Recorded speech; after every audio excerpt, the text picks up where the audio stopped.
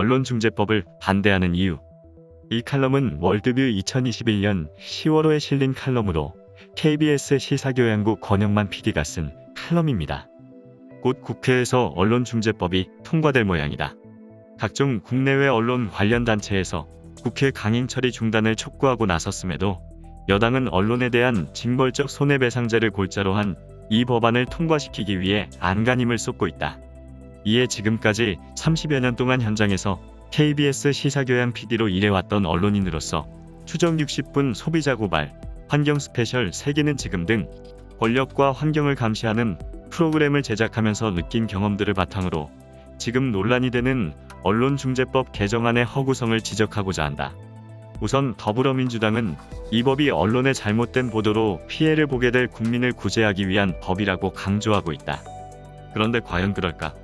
그동안 권력과 자본을 감시하는 프로그램을 제작할 때 빠지지 않고 등장하는 것이 바로 취재 대상자에 대한 전방위적인 압박과 회유, 그리고 방해다. 대개가 정치 권력, 행정 권력, 자본 권력인 기득권 세력은 어렵게 방송이 나간 후에도 정정 보도나 법적 소송 등으로 제작진을 괴롭힌다.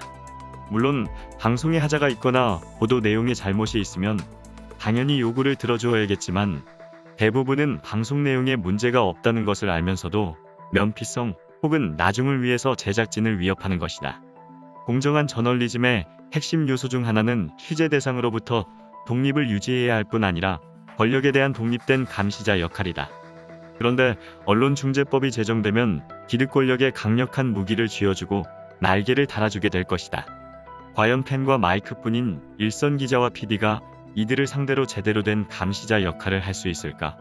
지금도 언론피해구제는 언론중재위나 명예훼손 처벌법 등 각종 제도와 법으로도 보장된다.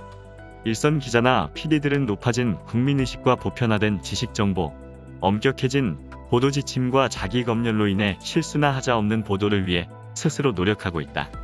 그러나 이 법이 제정되면 일선 언론 환경은 급속도로 위축되고 언론의 감시 기능은 점점 약화될 것이다. 그로 인한 피해는 누구에게 돌아가고 반대로 그 혜택은 누가 가져갈까? 1차적인 피해자는 언론인 당사자다. 특히 언론 본연의 사명을 위해 일하는 정의롭고 양심적인 기자일수록 피해자가 될 확률이 높다. 2차 피해자는 언론사가 될 것이다. 언론중재법이 발효되면 기사로 인한 엄청난 손해배상금과 법적 불이익을 감수해야 하기 때문이다. 이는 결국 가짜뉴스를 규제한다는 명목으로 정권이 언론을 길들이려는 조치이다. 그러나 무엇보다 가장 큰 피해자는 결국 알 권리를 빼앗긴 국민이다.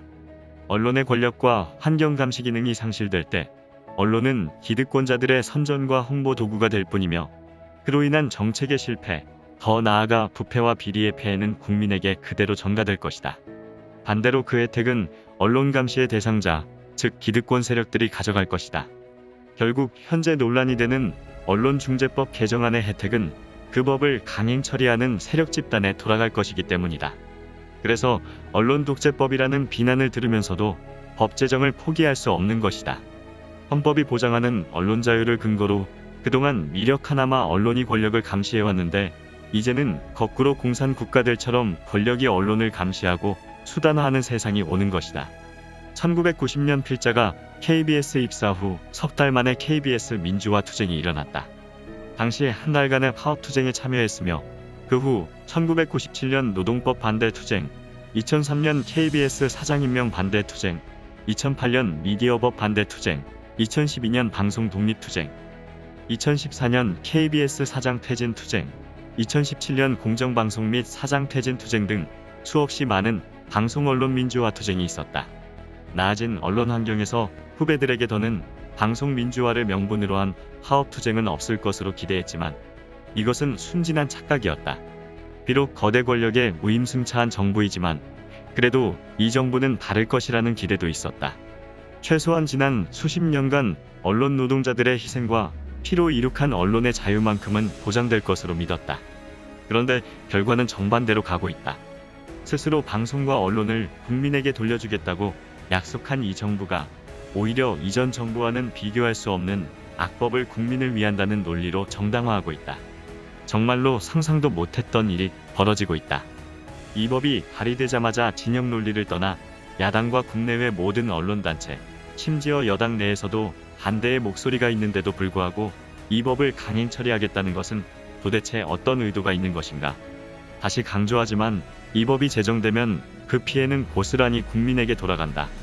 2020년 세계 각국의 언론 자유 지수를 보면 한국은 180여 개국 중 42위로 유럽 국가들을 제외하고 아시아권에서는 비교적 선두 그룹에 있다.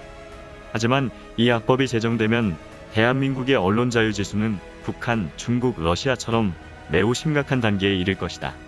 이미 이 문제의 심각성을 인지한 국제언론단체에서도 비판 성명이 나왔다. 자유대한민국의 언론 환경이 1970에서 1980년대의 군사독재 시절로 후퇴하게 될 것이며 결국 수십 년간 언론 노동자들의 희생과 헌신으로 겨우 정상 궤도에 오른 한국 언론에 미중류의 대참사가 일어날 것이다. 이 악법으로 인해 국민의 정당한 알 권리가 제약되고 권력의 부패와 기득권의 비리가 언론의 감시로부터 성역화됨으로써 그 피해가 결국 국민에게 돌아가는 일은 결코 일어나서는 안 될 것이다.